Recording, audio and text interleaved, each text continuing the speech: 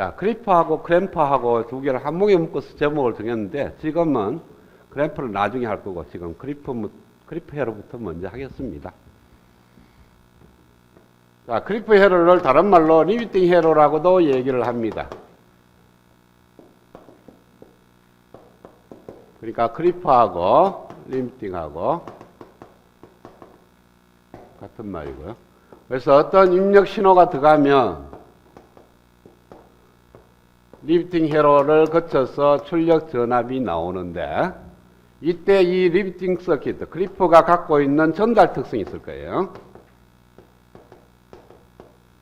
회로가 갖고 있는 전달 특성을 그려보니까 입력 전압에 따라서 출력 전압을 그리니까 원점을 지나는 하나의 직선이 되더라.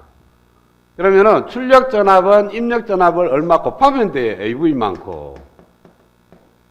이렇게 그리 나누면은 V0는 VI를 갖다가 AV만큼 곱하는 거니까 이거는 리미팅 회로가 아니고요. 얘는 정폭기입니다.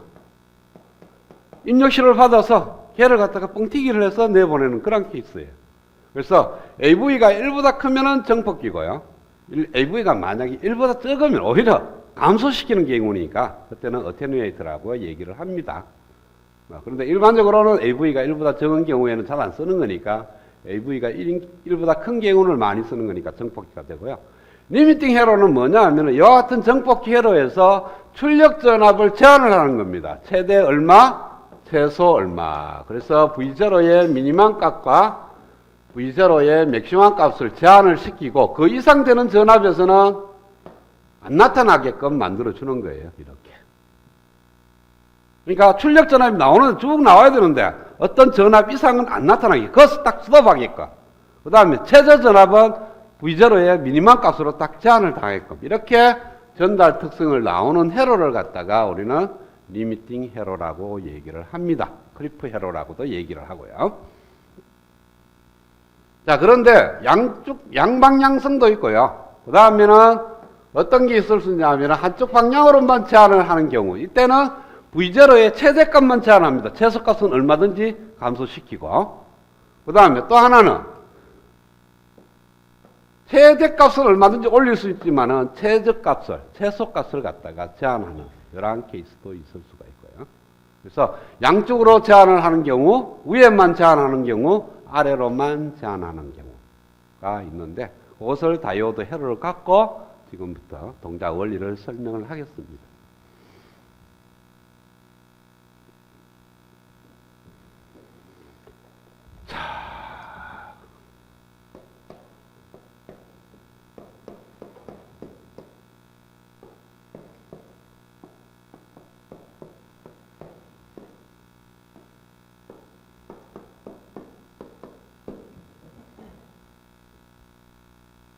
자, 회로를 이렇게 4단자 망을 만들고요. 왼쪽에 하고 오른쪽하고 모양이 똑같이 그려놓습니다. 그렇죠? 모양이 똑같죠? 위아래 단자를 오픈식이나 넣고 왼쪽은 플러스 마이너스 VI, 오른쪽은 플러스 마이너스 V0 이렇게 표기해놨는데 요 표기했는 의미를 알아야 돼요. 이렇게 표기해놓으면 어떤 의미냐 하면은 왼쪽은 VI라는 전압을 인가하게 있습니다. 저기에 있는 저 블랙박스하고 똑같은 모양이에요. 그러니까 이렇게 실질적으로는 리미팅 서킷 네모 박스가 있고 그 왼쪽에 VI라는 전압원을 인가를 했을 때 오른쪽에 나타나는 전압을 V0라고 정의를 하는 거예요. 이 그림을 이렇게 그려놓는 거예요. 이렇게. 그래서 이거 대신에 실질적으로 모양 그리려 그러면 이렇게 그려져 있는 거예요.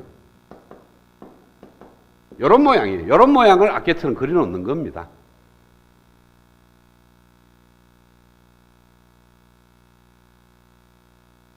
자, 그러면 이 회로의 동작 전달 특성을 구하는 것이 주목적이니까 전달 특성을 한번 구해보겠습니다. 전달 특성은 다이오드가 ON 되느냐 아니면 다이오드가 오프냐를 따져놓고 문제를 푸는 거니까 다이오드가 ON 되기 위한 조건은 다이오드에 흐르는 전류가 양이면 되고요. 그때 주어진 회로의 등가 회로는 이 회로가 어떻게 동작하는지를 구하는 거니까 이상적인 다이오드를 자, 그러면은 등가회로가 여기가 VI라는 전압원이 들어가고 저항 R이 있고 숏서킷가 됩니다. ON이니까. 이렇게 VB가 만들어지고 나오는 전압이 출력 전압이다. 여기 흐르는 전류가 ID다. 이렇게 될 거예요. 그렇죠? 그러면은 결과적으로 결과식은 V0는 VB가 됩니다. 그 다음에 이렇게 전류가 흘러야 되는 거니까 ID는 R분의 VI-VB가 양이 된다. 따라서 VI가 VB보다 크면 이라는 조건을 만들게 돼요. 그래서 VI가 VB보다 크면 다이오드가 ON 돼서 등가회로가 이와 같이 돼서 결과적으로 출력 전압은 VB가 된다. 이렇게 결론이 나옵니다. 중간과정 다 빼보면 VI가 VB보다 크면 V0는 VB다. 그 다음에 다이오드가 오프가 되면은 조건이 뭐가 되느냐 하면은 다이오드에 걸리는 전압이 제로보다 적어야 된다. 그러면 주어진 회로의 등가 회로는 VI라는 전압원이 들어가고 R을 통해서 출력 전압까지 나오고 다이오드는 오픈 서킷 이게 전압 VB 여기에 걸리는 전압이 VD 출력 전압이 V0 그러면은 이 회로에 대한 결과식은 V0는 VI가 됩니다.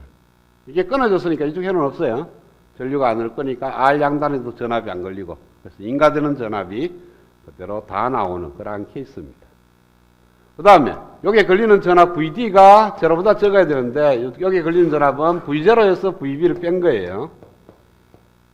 그런데 V0가 VI니까 VI-VB가 되고 얘가 제로보다 적어야 된다. 따라서 VI가 VB보다 적거나 같으면 다이오드가 오프가 되고 그래서 등가회로가 이와 같이 돼서 출력 전압은 얘가 된다.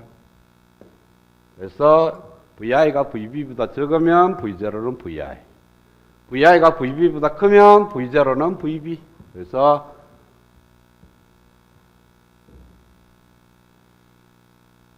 전달 특성을 그리면 VI가 있고 V0가 있는데 어디서 꺾이느냐 하면은 VB라는 포인트에서 꺾입니다.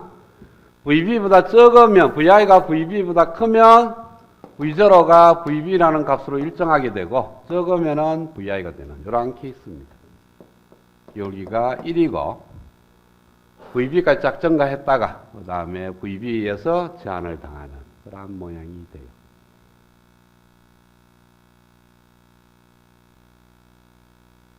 자, 그러면은 오메가 t에 따라서 만약에 VI가 정연파가 이렇게 들어왔다.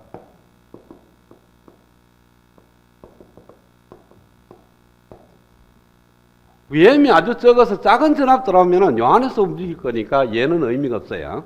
근데 VB가 VM보다 적어. 그래서 VB가 요 레벨에 있다면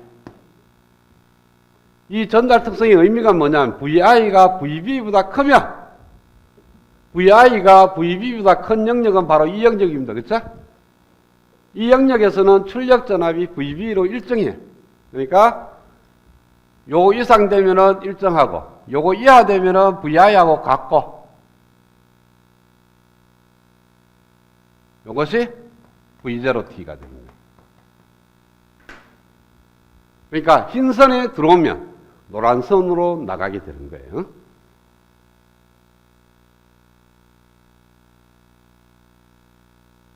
자, 그 다음에 T에 따라서 만약에 VIT가 이렇게 삼각파로 들어왔다. 톱니파로 들어왔다. 그런데 이것이 최대값인데 VB가 여기 있다. 레벨이. 그러면 왜 돼요? VB보다 작으면은 그대로 모양이 나오고요. VB보다 큰 요 영역에서는 VB로 제한당하고. 그래서 이런 모양이 나옵니다. 그렇죠? 그래서 흰 라인이 VI면은 빨간 라인이 출력 전압이에요.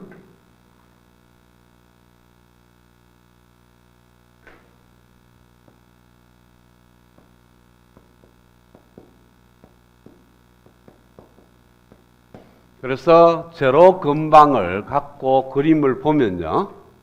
회로 근망에서 나타나는 전압을 보면은 앞에서 구한 이 전달 특성하고 똑같은 모양이 나옵니다. 그래서 어떤 회로의 전달 특성을 구하려 그러면 수식적으로 구해서 그래프를 그린 거는 그냥 계산을 하는 거고요. 만약에 실험적으로 어떤 회로를 꾸며놓고 전달 특성을 구하려 그러면 어떻게 해야 되겠어요? 실험적으로. 실험실에서. 그러면은 톱니파를 입력이 가해요. 톱니파를 가해 놔놓고 나오는 출력 파형을 측정을 해. 그럼 빨간 라인처럼 보입니다. 이 빨간 라인이 바로 전달 특성이에요. 그러니까 전달 특성이 계속 반복이가 나타나는 거죠. 그죠? 근데 이 톱니파의 진폭을 작게 하면 뭐 해야 돼요? 이거 아올라가면요. 이거 이상이 아올라가면 안 나타납니다.